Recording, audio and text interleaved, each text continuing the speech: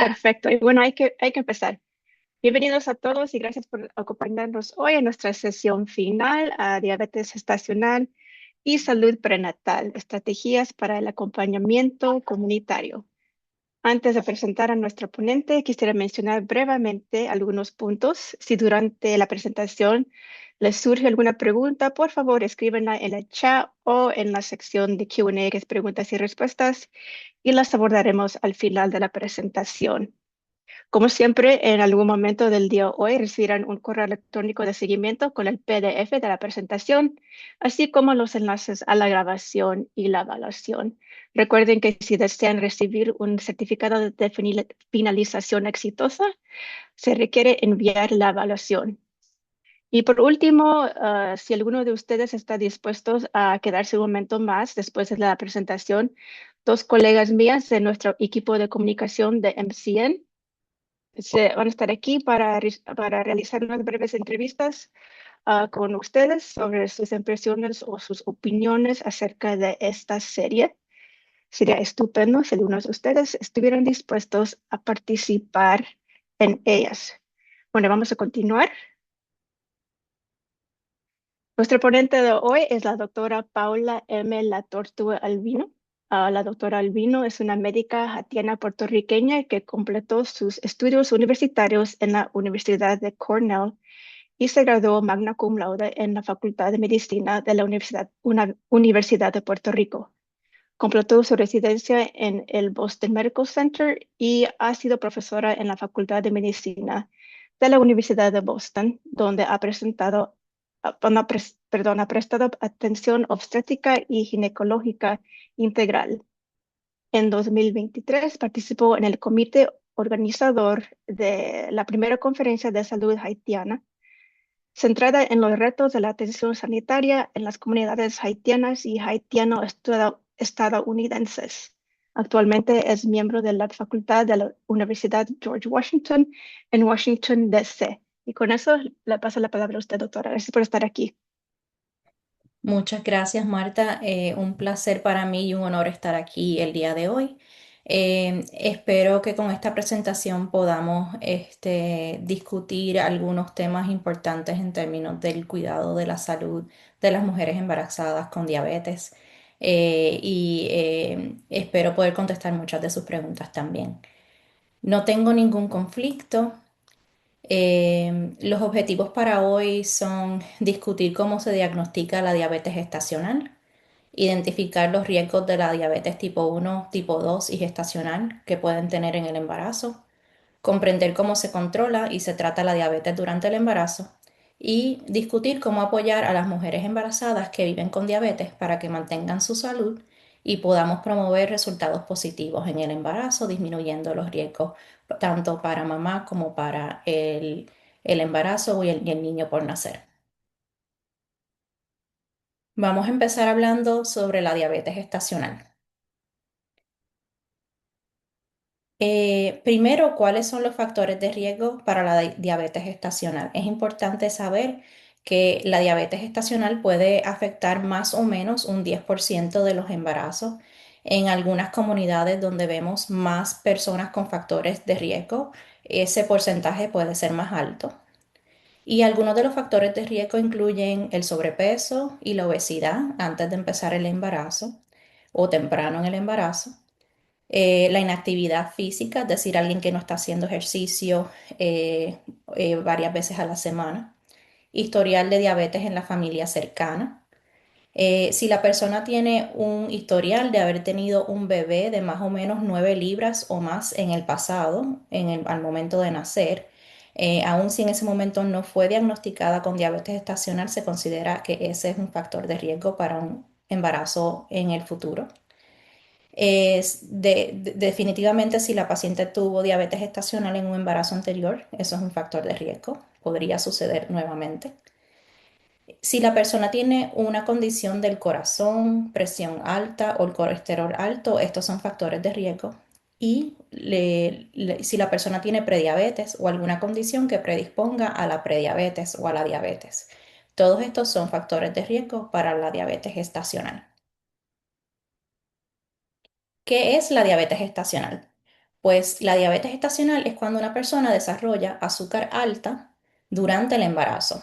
Y esto se da a cambios hormonales que suceden con el embarazo, hormonas que se desarrollan en el proceso del embarazo que afectan cómo la insulina trabaja en el cuerpo y lleva a tener más azúcares elevadas durante el embarazo. Es una condición que termina luego de dar a luz al bebé y a la placenta. Así que se considera una condición que solamente está sucediendo durante el embarazo y que se va luego del parto.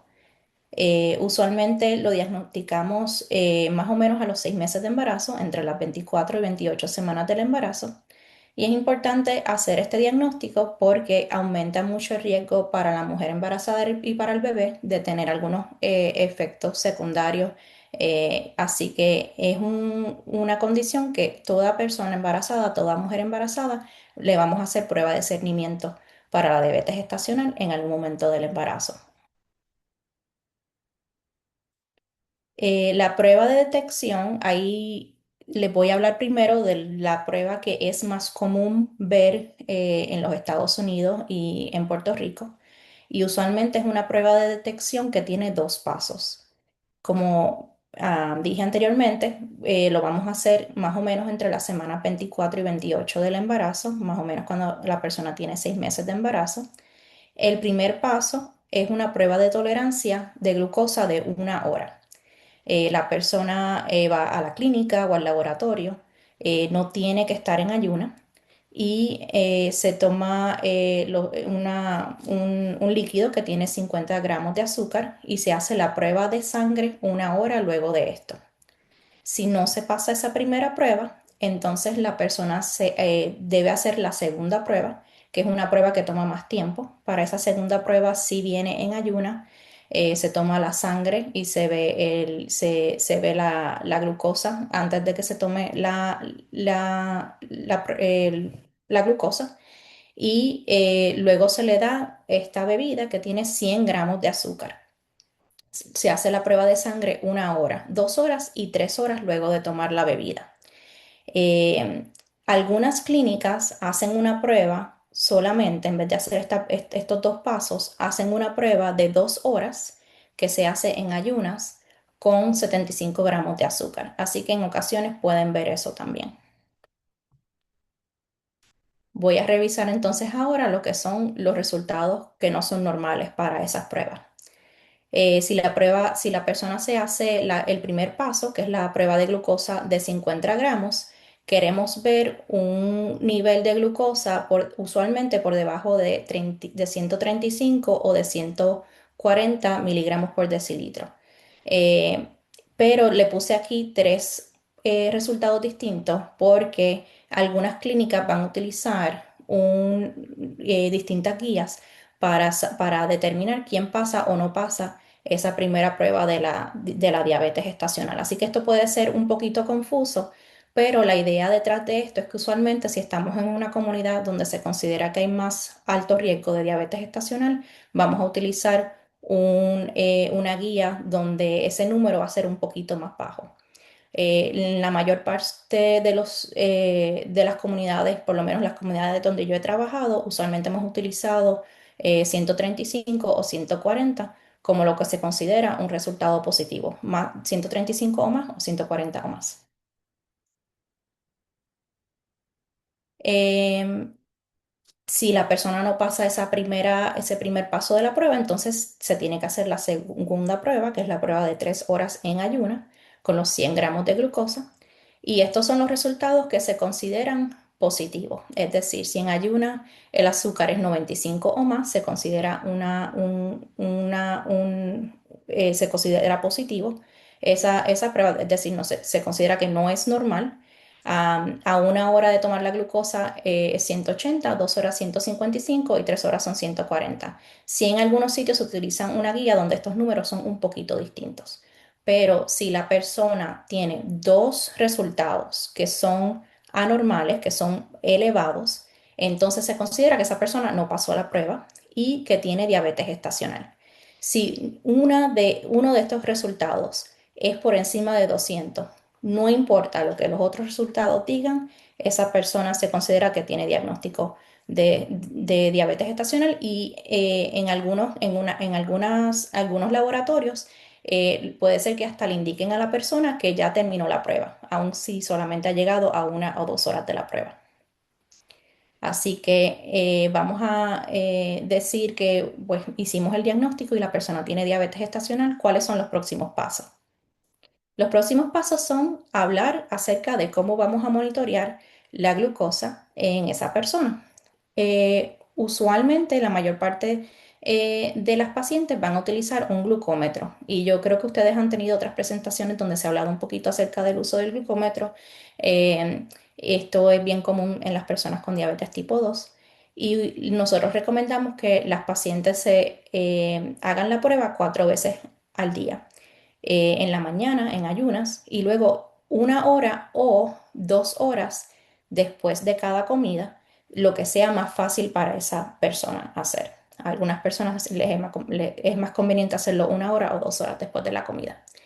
Las metas son que en ayunas la glucosa debe estar entre 70 y 95, 1 hora después de la comida, menos de 140, 2 horas después de la comida, menos de 120.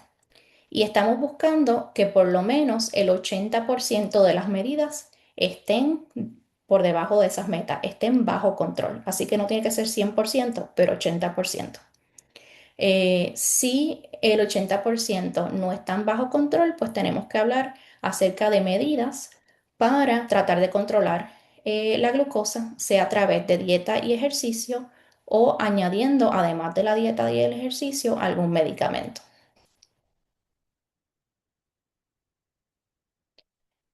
Usualmente, muchas personas van a utilizar una tablita como esta para apuntar los resultados de la glucosa.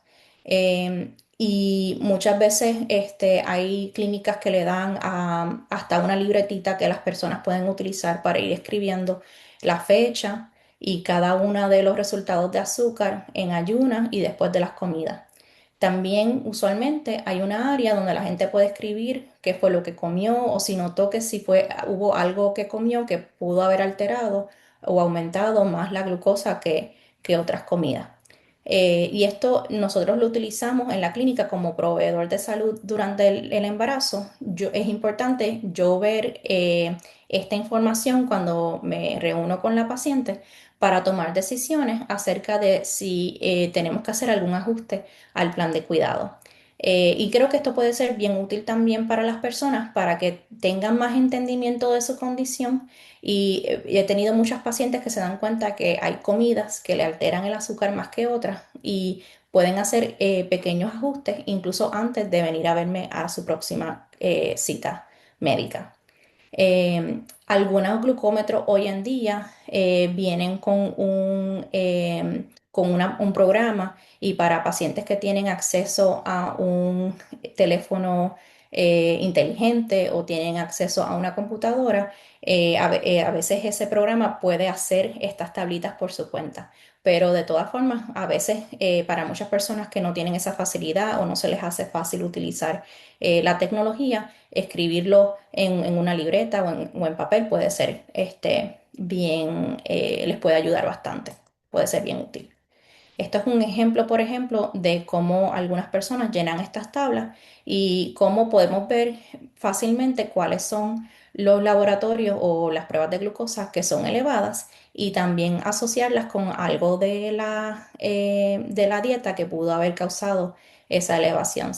Pero en este ejemplo, por ejemplo, pues darnos cuenta que a la cena el combinar el pollo asado con el plátano maduro causó que ese azúcar estuviese más elevado. Le podemos recomendar entonces a esa persona que la próxima vez que come el pollo asado trate de comer vegetales y eliminar o disminuir la cantidad de plátano maduro que come. La dieta, ¿verdad? Las recomendaciones que vamos a hacer en términos de la dieta van a ser bien parecidas a las recomendaciones que hacemos en pacientes con diabetes tipo 2. Así que, y sé que han hablado sobre este tema en otras presentaciones, así que no me voy a ir en mucho detalle, pero en general recomendamos 3 comidas con 2 o 3 meriendas. A veces una merienda antes de dormir, sobre todo si es una merienda que tiene mucha proteína, puede ayudar a disminuir el azúcar por la mañana. Limitar los carbohidratos simples como el pan blanco, limitar los azúcares como los que encontramos en los postres, evitar el jugo y las gaseosas, aumentar el consumo de fibra a través de frutas, vegetales, granos enteros y complementar carbohidratos con proteína, no comernos los carbohidratos solos. Siempre recomendamos una consulta con un dietista o un nutricionista al momento de hacer el diagnóstico de diabetes gestacional. En términos de ejercicio, recomendamos mucho caminar 10 a 15 minutos después de la comida. Esto se ha visto en los estudios de investigación que realmente ayuda a controlar la glucosa después de las comidas. Se recomienda hacer ejercicio unas 5 veces a la semana por 30 minutos, ¿verdad? Esa es una meta bastante difícil para algunas personas es poder llegar a ese punto, ¿verdad? Pero incluso si la persona hace ejercicio de 3 a 4 veces a la semana, eso le puede ayudar bastante. Algunas pacientes, ¿verdad? Va a ser importante que hablen con su partera o con su médico obstetra o médico de familia que esté cuidándole durante el embarazo para asegurarse de que no tiene ninguna contraindicación para hacer ejercicio en el embarazo. Es decir, que no hay alguna otra complicación que tenga esa paciente durante el embarazo que por esa razón no puedan hacer ejercicio. Pero en general, para una persona que está teniendo un embarazo sin complicaciones, hacer ejercicio es algo que se recomienda y es muy saludable. Medicamentos. Para las personas que no pueden controlar su azúcar solamente con dieta y ejercicio, pues tenemos que considerar utilizar medicamentos. El medicamento oral que se utiliza es la metformina. Los estudios indican que es seguro en el embarazo. Sí es importante saber que cruza la placenta, así que ese bebé que está en desarrollo va a estar expuesto a la metformina. Eh, pero los estudios que hemos hecho hasta ahora, aunque son estudios de corto plazo, no indican que hay efectos secundarios para ese bebé. Es decir, los estudios indican que es un medicamento seguro. Lo que pasa es que no tenemos estudios a largo plazo que nos indiquen si un adulto que fue expuesto a la metformina durante el tiempo que estuvo en el vientre de su madre, si ese adulto tiene mayor riesgo de tener algún tipo de complicación, por ejemplo, más riesgo de obesidad o de diabetes o problemas del corazón. Eso no lo sabemos, pero con la información que tenemos en general consideramos que es un medicamento seguro. Sí, para algunas personas, como ya ustedes pueden saber, pueden tener algunos efectos secundarios como náuseas, dolor estomacal o diarreas y a veces por esa razón descontinuar el medicamento. La insulina es el otro medicamento que podemos utilizar por sí solo o en combinación con la metformina. Y como ya ustedes deben saber, hay muchos tipos de insulina, de larga duración, de corta duración. A veces utilizamos solamente de larga duración, a veces las combinamos. La insulina no cruza la placenta, así que de cierta forma se considera el medicamento más seguro para bebé. Am, Lamentablemente, ¿verdad? Sí conlleva las inyecciones, lo cual para algunas personas que nunca han utilizado insulina anteriormente, pues a veces no se sienten cómodos haciendo eso durante el embarazo. Y hay más riesgo de tener niveles de azúcar bajos cuando se utiliza la insulina. Así que es importante monitorear no solamente los resultados de la glucosa, pero también por síntomas, que las pacientes sepan los síntomas de hipoglicemia para poder identificarlo. Em, Pasando a hablar un poquito más acerca del monitoreo durante el embarazo, pues no solamente estamos monitoreando la glucosa de mamá, pero también tenemos que monitorear la salud de bebé. Usualmente, además de monitorear el peso de la mujer embarazada, vamos a monitorear el crecimiento de bebé utilizando ultrasonido. La frecuencia con la cual hacemos eso va a depender del nivel de control de la glucosa, así que no monitoreamos a todo el mundo igualmente. Una persona que está bajo buen control con dieta de ejercicio va a necesitar menos ultrasonidos que una persona que está necesitando insulina y donde estamos teniendo trabajo controlando la glucosa. Puede ser necesario que esa persona, sobre todo en las últimas semanas del embarazo, necesite monitoreo fetal cada semana. Así que esa paciente puede tener una cita semanal donde escuchamos el corazón de bebé por 20 minutos y monitoreamos, asegurarnos de que ese trazado del corazón del bebé es normal. Eso se llama un estudio non-stress test en inglés o prueba sin estrés. O ese monitoreo también se puede hacer a través de ultrasonido con lo que se llama un perfil biofísico, donde con ultrasonido estamos buscando que bebé haga ciertos movimientos dentro de un periodo de 20 y 30 minutos y eso nos indica también que ese bebé está saludable.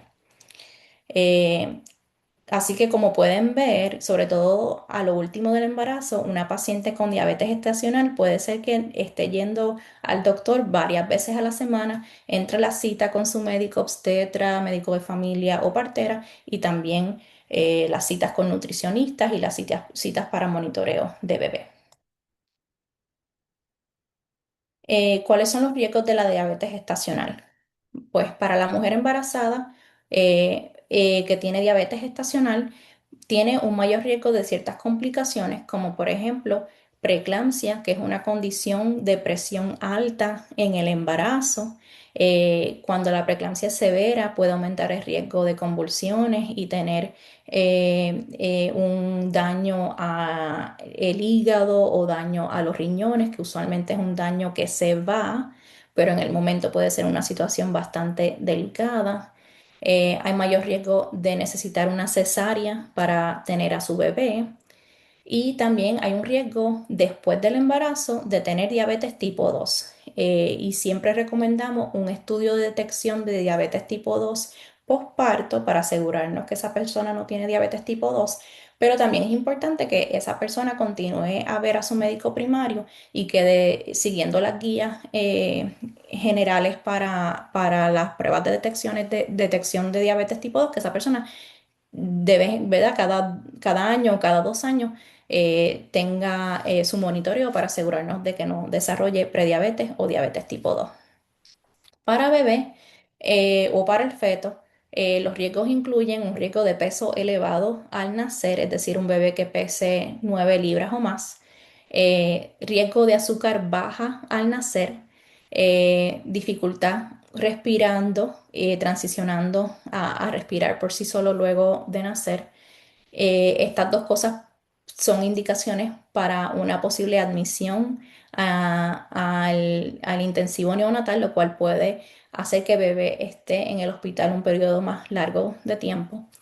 Y también hay un riesgo de distosia del hombro. Eso es cuando hay un parto vaginal y la cabeza sale de la vagina, sin embargo, el hombro se queda atorado detrás del hueso púbico de la mujer, en la pelvis de la mujer. Y eso aumenta el riesgo de daño al bebé, inclusive aumenta el riesgo de que se pueda quebrar la clavícula o el hueso principal del brazo. Puede aumentar también el riesgo de que el bebé tenga poco acceso a oxígeno por unos minutos, aumenta el riesgo de admisión al intensivo neonatal también. Con la diabetes gestacional hay un riesgo pequeño, pero hay un riesgo de muerte fetal, es decir, muerte de ese bebé mientras todavía está dentro de la matriz. Y ese riesgo aumenta hacia las últimas semanas del embarazo y ese riesgo es más alto si la glucosa no está controlada. Y por eso es que vamos a hablar un poquito acerca de cómo tenemos que a veces decidir el momento apropiado de que nazca bebé, de decir, pues no puede continuar el embarazo porque hay un riesgo alto de muerte fetal. Y hay un riesgo de futura obesidad para ese bebé cuando sea un niño o un adulto. Vamos a hablar voy a hablar un poco más ahora sobre la diabetes tipo 1 y tipo 2, enfocándome en las cosas que son un poquito distintas. Y luego vamos a hablar un poco más del parto y el posparto.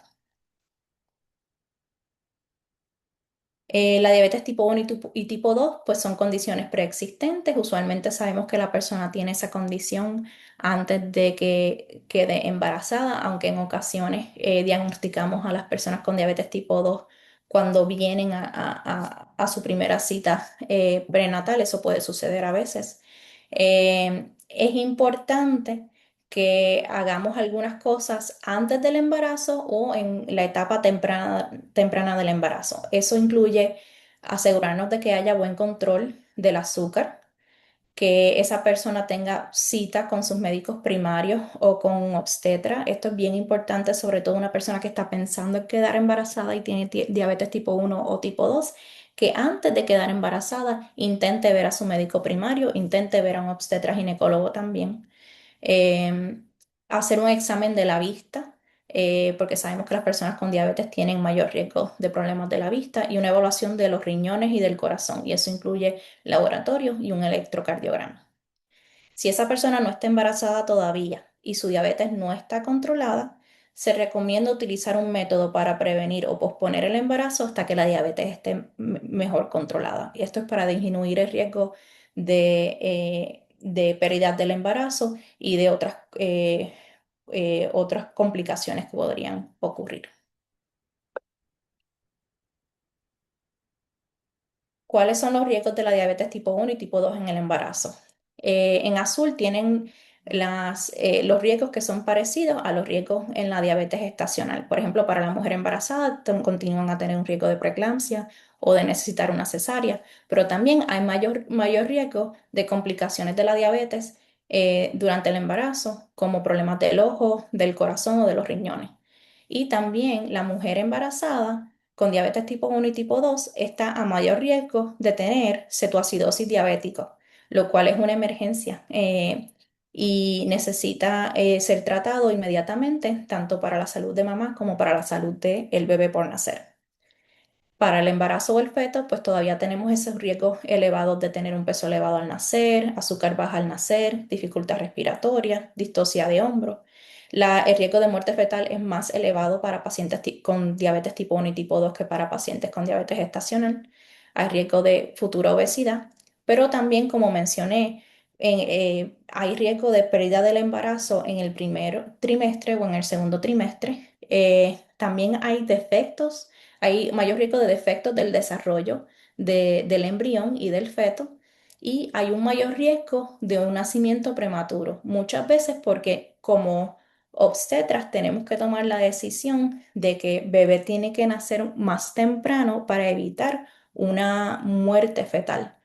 Eh, Así que mientras mejor podemos controlar la diabetes durante el embarazo para estas pacientes, más vamos a poder evitar tanto el riesgo de pérdida del embarazo como el riesgo de un parto, de un nacimiento prematuro o de muerte fetal. Doctora, antes Sí. de seguir, y yo tenía la misma pregunta, que si puedes dar un poco más detalles de qué es cetoacidosis diabética. Claro, y verdad, no soy endocrinóloga, ¿verdad? Especialista en la diabetes, pero le puedo hablar un poquito sobre esto.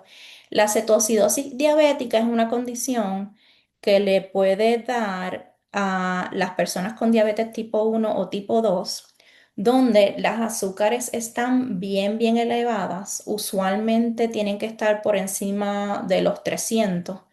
eh, y esa causa que haya una acidez en la sangre que puede llevar a muchas complicaciones en esa persona.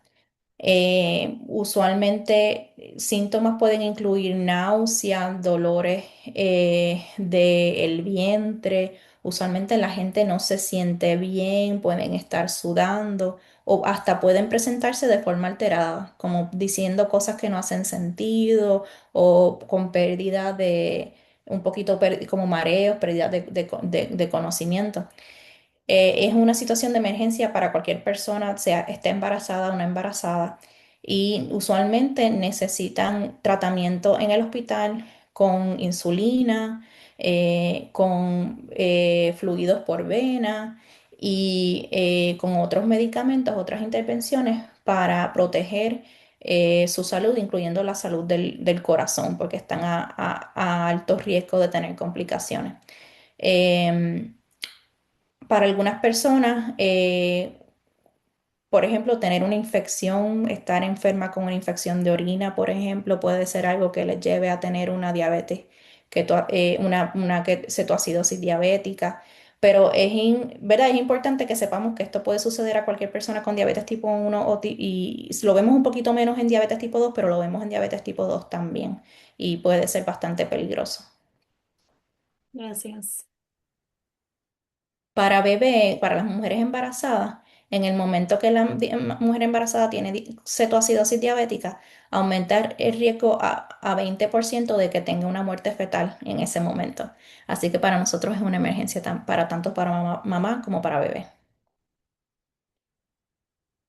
Em, Quería mencionarle los defectos del desarrollo que vemos más comúnmente en mujeres con diabetes tipo 1 y tipo 2. Sobre todo esto lo vemos en personas que tienen pobre control de su diabetes antes de quedar embarazada o en esas primeras 8 a 12 semanas del embarazo, que es donde el feto se está desarrollando. Podemos ver malformación en la espina dorsal como espina bífida. Aquí tenemos una foto donde vemos que no se cerró completamente la pared que protege a la espina dorsal y la espina dorsal se puede salir del espacio donde está en la espalda y salir hacia afuera. Puede haber una malformación del cerebro, también se conoce como anencefalia. Pueden haber defectos del corazón. Lo más común que vemos es que se supone que el corazón esté dividido en como cuatro cuartos, y a veces vemos que esa pared entre los cuartos tiene un huequito. Eso es lo más común que vemos, pero podemos ver malformaciones más severas del corazón, malformaciones del vientre donde hay un huequito en el vientre y los intestinos se salen por el vientre, malformaciones de los ojos, labio fisurado o paladar hendido, que son malformaciones en la formación de la boca o del paladar, son algunos de los ejemplos. Mientras peor sea el control de la diabetes, más alto es el riesgo de una malformación del feto. En términos del monitoreo, ¿verdad? Esto es hablando de las pacientes con tipo 1 y tipo 2. Podemos utilizar el glucómetro, como ya hablamos anteriormente, pero algunos pacientes van a utilizar un monitor continuo de glucosa. Así que si ya estaban utilizando eso antes del embarazo, lo podemos continuar a utilizar. Y estos monitores tienen una parte que se pega a la piel con una agujita bien pequeñita y están monitoreando el azúcar continuamente. Y usualmente eso va con un programa que está en el teléfono y la paciente puede ver sus niveles de azúcar. Además de saber el azúcar en ayunas y después de cada comida, usualmente también nos ayuda a saber la glucosa, el nivel de glucosa antes de las comidas también. Así que a veces con las pacientes tipo 1 tipo 2 hacemos un monitoreo no solamente 4 veces por día, pero realmente 7 veces por día en ayunas y antes y después de las comidas para ayudarnos a hacer cambios en sus medicamentos. Y en términos del tratamiento, muchas de las pacientes van a estar utilizando insulina. Algunas pacientes con tipo 2 pueden quedarse en la metformina, pero a veces no es fuera de lo común que necesiten insulina al final del embarazo. Muchas pacientes con diabetes tipo 1 van a estar utilizando una bomba de insulina que les permite recibir una infusión de insulina más frecuentemente a través de la piel, utilizando algo que parece de nuevo como una agujita bien pequeñita que está pegada a la pared abdominal usualmente. Así que usualmente si la paciente ya tenía una bomba antes de quedar embarazada, la vamos a continuar utilizando durante el embarazo. Es importante saber que a pesar de que la persona haga los esfuerzos más grandes ¿verdad? Y esté trabajando muy fuertemente para manejar su dieta y hacer su ejercicio, es muy común que haya que aumentar la dosis de insulina durante el embarazo. Y eso se debe a las hormonas del embarazo. Así que yo trato de hablar de eso con mis pacientes siempre para que no se desanimen porque muchas veces vamos a poder disminuir esa insulina de nuevo una vez ya tengan a su bebé. pero es común que parte de ese requisito de insulina esté un poco fuera de su control porque realmente son las hormonas del embarazo que están causando esos cambios en el cuerpo que lleven a necesitar más insulina. Eh, Aquí solamente quería hablar un poquito acerca de cómo detectar azúcar baja o hipoglicemia, ¿verdad? En las personas, porque esto lo podemos ver un poquito más común durante el embarazo, sobre todo con pacientes con diabetes tipo 1. Algunos síntomas incluyen temblor, sudor, mareos, cambios en el comportamiento, mucha hambre, sentirse débil o cansado, dolor de cabeza o sentirse nervioso. ¿Por qué puede ser que una persona esté teniendo el azúcar baja? Puede ser que la dosis de insulina sea muy alta, que no haya comido a su tiempo o ha pasado más de 4 horas sin comer o beber algo, que esté haciendo mucha actividad física o que esté pasando por una enfermedad, sobre todo si tiene vómitos o diarrea. ¿Qué podemos hacer? Es importante actuar rápido, queremos chequear el azúcar. Si está en 60 o menos, se considera muy bajo. Entonces es importante en ese momento consumir 10 a 15 gramos de carbohidrato de acción rápida, esperar 15 minutos y luego volver a chequear el azúcar. Si todavía está por debajo de 60, entonces repetir el consumo de 10 a 15 gramos de carbohidrato de acción rápida. Y le tengo aquí algunos ejemplos de lo que pueden consumir. Puede ser media taza de jugo o de soda, una taza de un líquido como Gatorade que tiene, ¿verdad?, azúcar y electrolitos, media bolsita de gomitas de fruta, una bolsita pequeña de caramelo, una cucharada de miel o de azúcar y 3 a 4 pastillas de glucosa si la paciente tiene esas pastillas en su casa. Usualmente esto es recetado por un doctor. Ok, vamos a hablar entonces de las consideraciones para el parto y el posparto para las mujeres que están embarazadas y que tienen diabetes, sea diabetes estacional o diabetes tipo 1 o tipo 2. Eh, ¿Por qué se induce el parto o se programa una cesárea? Una parte importante de la labor de los médicos que estamos cuidando de una paciente con diabetes durante el embarazo es decidir el momento adecuado para que nazca ese bebé. Y esto es porque estamos tratando de disminuir el riesgo, mayormente disminuir el riesgo de muerte fetal y disminuir el riesgo de que bebé tenga que ser admitido al intensivo neonatal, aumentar el chance de que ese bebé esté saludable y pueda irse a su casa con su mamá. El momento adecuado va a depender del tipo de diabetes, si es diabetes tipo 1, tipo 2 o diabetes gestacional.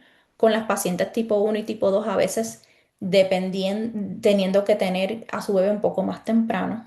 eh, y va a depender también del control de la diabetes. Usualmente una paciente con diabetes gestacional que está controlada con dieta y ejercicio, vamos a recomendar que continúe el embarazo más o menos hasta las 40-41 semanas y no necesariamente una indicación para que bebé nazca antes de las 40 semanas. Sin embargo, algunas veces para pacientes con tipo 1 o tipo 2 que no están bien controladas, tenemos que hacer una recomendación de que bebé nazca prematuramente. Quizás tan prematuro como las 34 o 35 semanas, donde usualmente ese bebé sí va a tener que quedarse en el intensivo neonatal por lo menos algunos días o una semana. Em, la, sí se estima que el bebé o la bebé va a pesar 10 libras o más a la hora de nacer. A veces vamos a recomendar o ofrecer una cesárea. Y esto es porque ese bebé tiene mayor riesgo de tener una distocia de hombro y tener complicaciones severas de esa distocia del hombro. Realmente es decir, realmente lo ofrecemos. Es bien, usualmente por el peso solamente no vamos a hacer una recomendación de cesárea a menos que haya otras consideraciones, por ejemplo, un historial anterior de cesárea o alguna otra complicación que nos lleve a favorecer una cesárea versus un parto vaginal. Pero la mayor parte de las pacientes que no tienen una indicación para cesárea van a poder tener un parto vaginal. Pero sí es posible que recomendamos inducir el parto, es decir, venir al hospital para nosotros darle medicamentos para que tengan a su bebé antes de que ellas tengan contracciones naturales. Am, Cuidado posparto, pues, ¿qué cosas vamos a ver? Vamos a ajustar medicamentos. Muchas veces podemos disminuir la dosis de los medicamentos que están tomando, si están tomando metformina o utilizando insulina para manejar su diabetes, o incluso a veces podemos, para muchos pacientes con diabetes gestacional, podemos eliminar los medicamentos completamente inmediatamente después de que nace bebé. Apoyamos la lactancia porque eso ayuda mucho con la recuperación de mamá, además de todos los beneficios que tiene para bebé. Recomendamos continuar la buena alimentación y el ejercicio. Claro, pues para algunas personas después del parto y después de tener una cesárea van a haber unos límites en términos del ejercicio que recomendamos, pero usualmente recomendamos de todas formas caminar. Recomendamos utilizar algún método anticonceptivo para poder prevenir un embarazo a corto plazo. Es importante para la recuperación de mamá que ella tenga un tiempo por lo menos de 18 meses entre un embarazo y el próximo embarazo. Esto ayuda también a disminuir el riesgo de efectos nocivos o efectos, ¿verdad? eh, Secundarios en el próximo embarazo, como por ejemplo tener diabetes gestacional de nuevo o tener una pérdida de embarazo o alguna otra complicación. Y recomendamos que mamá se conecte de nuevo con su médico primario o médicos especialistas para continuar su cuidado luego del embarazo, que no se olvide de cuidarse ella misma, sobre todo si tiene diabetes tipo 1 o tipo 2, pero incluso si tuvo diabetes gestacional es importante que continúe con sus cuidados médicos primarios para una evaluación por lo menos anual de su condición del corazón y para asegurarnos, como dije anteriormente, que no esté desarrollando diabetes tipo 2. ¿Cómo podemos entonces apoyar a las mujeres embarazadas con diabetes? Es importante recordar la importancia de las citas médicas. A veces ellas están viendo no solamente a su obstetra, pero puede ser que estén viendo a un obstetra de alto riesgo, también se le conoce como médicos materno-fetales, y es posible que también estén viendo a un endocrinólogo o una endocrinóloga, sobre todo si tienen diabetes tipo 1. Así que pueden ser muchas citas médicas, pero cada cita es importante porque se está haciendo algo distinto en cada una de esas citas y esa paciente a veces está teniendo, ¿verdad?, un cuidado de un equipo que está tomando decisiones, ayudándole a tomar decisiones sobre su salud durante el embarazo. Am, es importante ayudarle a obtener lo necesario para que puedan monitorear su azúcar en la casa. Incluye eso, pues asegurarse de que tengan todo el equipo necesario, las tiritas, que el glucómetro esté funcionando, que sepan cómo anotar sus resultados y motivar a las pacientes a que hagan su monitoreo de sangre. Y que traigan los resultados a la cita médica para que los médicos puedan revisarlo. Y pues, aunque esto es mucho trabajo realmente, como muchos de ustedes saben, ¿verdad? Muchas veces mamá también está trabajando, está cuidando de otros niños, está cuidando de sus padres, así que esa motivación es importante. Eh, Debemos discutir comidas y meriendas saludables con alimentos que son disponibles, que son adecuados y preferidos y que se encuentran en su comunidad. ¿Verdad? Es difícil hablar de la dieta cuando hablamos de alimentos que no son alimentos que son preferidos por ellos o que no son fáciles de conseguir. Es importante motivar el ejercicio, eh, ayudarle a encontrar centros comunitarios donde puedan ir a ejercitarse y hablar de actividades que realmente puedan hacer en la casa o de programas que sean gratuitos. A veces en YouTube y en otros lugares en el Internet hay mucha información acerca de cómo hacer ejercicios que son accesibles y que son saludables y seguros en el embarazo. Es importante discutir los síntomas de la hipoglicemia para que ellas sepan cómo identificarlo y educar sobre métodos para prevenir el embarazo. E incluso durante el embarazo es un buen momento para ir hablando sobre esto para que tengamos un plan una vez bebé esté aquí. En términos de nutrición, podemos compartir recetas que sean recetas saludables, de nuevo con comida accesible. Clases de cocina es una forma buena también de motivar a las personas a comer más saludable. Podemos hablar sobre las porciones de comidas que son saludables, es decir, algunas comidas no es que las tenemos que eliminar, pero a veces tenemos que pensar en comerlas menos a menudo y en porciones más pequeñas. Y otras opciones para reemplazar los alimentos con unos que tengan menor densidad nutricional, que sean más saludables, menos carbohidratos. Algunos ejemplos de ejercicios que son seguros en el embarazo: caminar, correr, trotar, aeróbicos o zumba, alzar pesas ligeras, nadar y hacer yoga prenatal. Y en términos del peso durante el embarazo, lo que le quería mostrar aquí es lo que recomendamos una mujer embarazada gane durante el embarazo. Pues para para las personas con peso normal que tienen un índice de masa corporal entre 18 y 25, usualmente recomendamos que ganen entre 25 y 35 libras durante el embarazo. Y esto va a ser lo mismo para todas las pacientes, tengan diabetes o no, y que aumenten más o menos 1 libra por semana. Eh, en términos de las calorías, en el segundo y tercer trimestre se recomienda que aumenten la caloría, que añadan unas 400 o 500 calorías a su comida, que realmente esto se puede hacer con 1 o 2 meriendas, no es mucho, no son muchas las calorías. Y en conclusión, ¿verdad? El cuidado de la salud antes y durante el embarazo puede ayudar a prevenir complicaciones serias de la diabetes, tanto para mamá como para bebé. Las intervenciones tempranas son importantes, es importante también ser consistente. Y el apoyo de la familia y la comunidad es esencial para obtener resultados favorables, porque esto es mucho trabajo, pero y es urgente, ¿verdad? Es importante que el trabajo se haga todas las semanas para continuar teniendo esa salud durante el embarazo para mamá y para bebé. Pero es mucho trabajo, así que realmente el apoyo de la familia y la comunidad es sumamente importante. Em, Así que ahora me gustaría así contestar sus preguntas. Aquí están las referencias, que como ven en su mayoría son de de la Sociedad de Obstetras y Ginecólogos y de la diabetes, de la Sociedad Americana de la Diabetes y del CDC. Muchas gracias, doctora. Y pues no sé si puedes ver, pero todos te están dando mucho amor y muchas gracias por estar con nosotros y la presentación.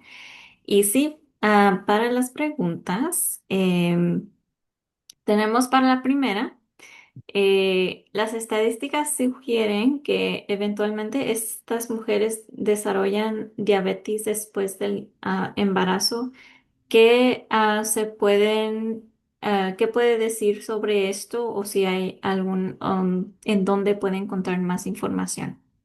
Sí, claro. Mi entendimiento es que sí, las estadísticas indican que más o menos un 20 a un 50% de las personas con diabetes estacional pueden desarrollar diabetes tipo 2 en el futuro. Creo que es más cerca del 50%, pero eso puede suceder tan temprano como 1 o 2 años después del embarazo, como 10 años o más después del embarazo.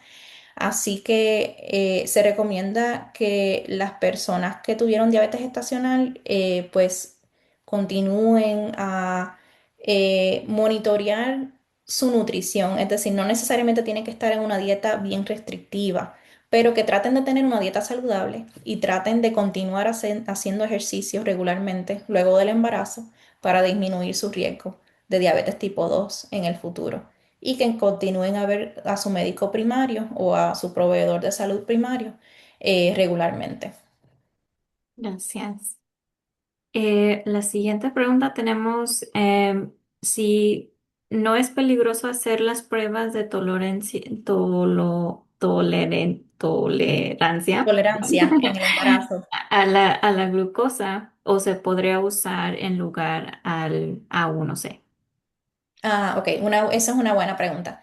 Es seguro utilizar las pruebas de tolerancia durante el embarazo y no solamente son seguras, pero son las pruebas que hemos investigado mucho y a través de la investigación sabemos que son muy buenas en términos de decirnos quién tiene diabetes gestacional y quién no tiene diabetes gestacional. Nos ayuda mucho a distinguir, ¿verdad? Quién tiene la condición y quién no tiene la condición. Am, la hemoglobina glicosilada o la hemoglobina A1C, A1C, se puede utilizar y yo la utilizo a veces, por ejemplo, en mi primera cita, si veo a una paciente temprano en el embarazo y esa paciente no ha tenido monitoreo con su médico primario por mucho tiempo y veo que tiene factores de riesgo para prediabetes o diabetes tipo 2, yo utilizo a veces una glicosilada para tratar de ver si esa paciente tiene prediabetes o diabetes tipo 2 si la veo temprano en el embarazo. Sin embargo, la glicosilada tiende a ser menos específica, no es tan buena prueba durante el embarazo, porque la glicosilada lo que mira es la cantidad de glucosa que se pega a las células rojas de la sangre y la fisiología de la mujer embarazada cambia muchísimo y las células rojas son eliminadas más rápidamente. Así que a veces hacemos esa prueba y va a salir bajita en una persona que sí tiene diabetes tipo 2. Entonces hay unos límites, pero a veces la podemos utilizar para el monitoreo de una paciente con tipo 1 o tipo 2 y a veces para esas pacientes que a lo mejor sospechamos tienen diabetes tipo 2 pero que no ha sido diagnosticado todavía. Espero que eso aclare esa pregunta. Sí, gracias. La segunda, bueno, esta próxima es en el tema del desarrollo del bebé, los labios leporinios y otros efectos de la mala formación de la cara es entonces por diabetes. Yo supongo que no, pero es uno de los efectos que entendí que pueden pasar, ¿verdad? Sí, hay muchas condiciones que pueden causar el labio leporino y esos problemas de malformación pueden estar asociados a otros problemas genéticos o pueden estar asociados a deficiencia de otros de otras nutrientes. Sin embargo, el tener diabetes tipo 1 o tipo 2 que no está controlado antes del embarazo aumenta el riesgo de esas malformaciones también. Gracias. Y alguien preguntó que si es seguro, y no sé si esto se contestó en una pregunta anterior, pero si es seguro que la mujer embarazada que use el monitoreo continuo. Sí, es seguro utilizar el monitoreo continuo. Utilizando, ¿verdad? Las precauciones siempre de limpiar el área antes de ponerse el monitor y de cambiarlo como lo recomiende su endocrinólogo o el farmacéutico. Perfecto. Y la siguiente, ¿qué son los efectos secundarios al usar metformina? Sí, pues, Ok. no sé. Sí, metformina.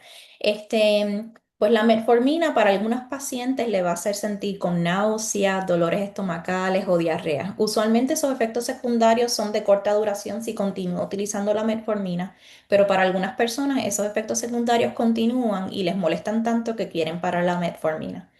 Eso es realmente lo más que vemos. De otra forma, no hemos visto, cuando se ha estudiado, no hemos visto efectos secundarios en la malformación de bebé, no hemos visto efectos secundarios en la salud de bebé al nacer o en los primeros meses o primeros años de esos niños. Y no hemos visto que aumente el riesgo de otras complicaciones para mamá durante el embarazo. Así que en general es un medicamento seguro.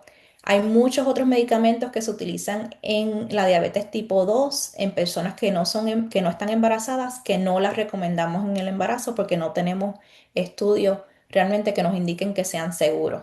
Así que la metformina es el único medicamento oral realmente que utilizamos en el embarazo. Si una paciente tiene diabetes tipo 2 y está utilizando otro medicamento, tiene que hablar con su médico acerca de hacer un cambio en su medicamento cuando quede embarazada. Perfecto. Muy bien. Alguien preguntó si una paciente es diagnosticada con diabetes gestacional. Yo creo en su experiencia, usted sabe si se les explica todo esto que usted nos explicó el día de hoy. Ay, esa es una muy buena pregunta.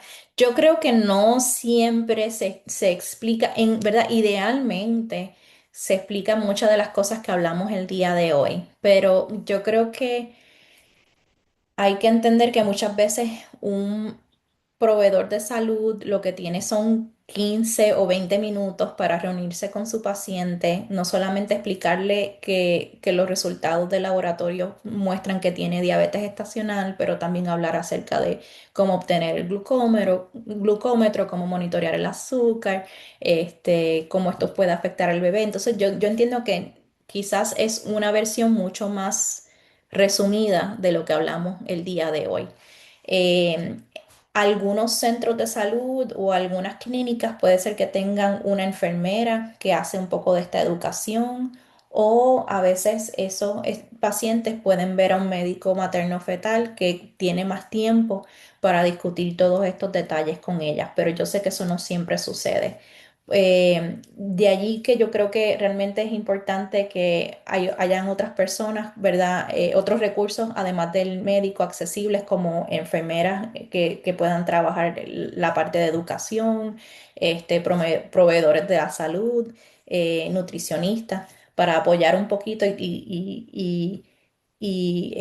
asegurarnos de que las mamás entienden un poquito más los detalles.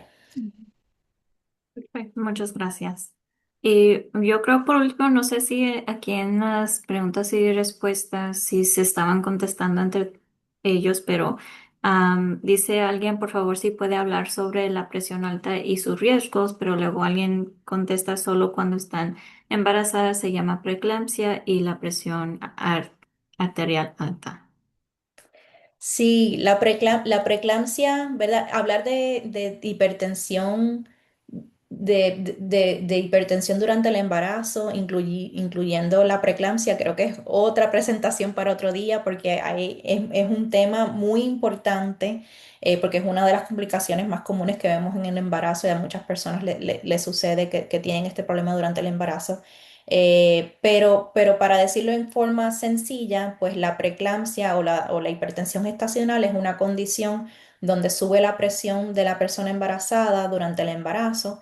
También es algo que se sana una vez el bebé nace y la placenta sale, pero aumenta el riesgo de complicaciones para mamá y para bebé. Entonces es una condición muy seria donde hacemos un monitoreo muy cercano de ese embarazo. Lamentablemente la diabetes puede aumentar el riesgo de preeclampsia durante el embarazo y a veces esas dos condiciones pueden coexistir, complicando aún más el cuidado de la salud durante el embarazo y aumentando el riesgo de un parto prematuro también. Ujú. Bueno, muchas gracias, doctora Paula. Voy a dejar de grabar y luego se lo voy a pasar a Marta y a Yamile, creo.